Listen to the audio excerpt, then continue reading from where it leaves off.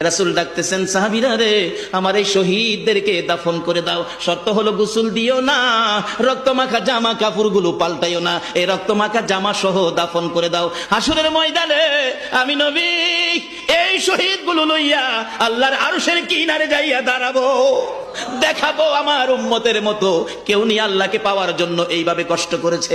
এবার দাফনের কাজ শুরু হলে কিতাব লেখে 69 জনের দাফন শেষ। 70-এর মাথায় আসওয়াদ দূরে পড়ে আছে।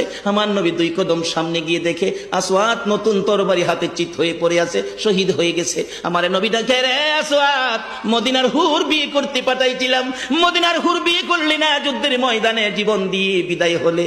আসওয়াদ রে, নতুন তরবারিটা হাতে রে। আসওয়াদ একজন সাহাবী বলেন, হুজুর বিয়ের বাজার করতে এসে আপনি যুদ্ধে গেছেন, খবর পাইয়া বিয়ের বাজারে টাকা দিয়ে যুদ্ধের বাজার করেছে, আসওয়াদ শহীদ হয়েছে। আমার নবী ডাকে, মাবুদ, আমার আসওয়াদকে তুমি কি দিবা গো আল্লাহ?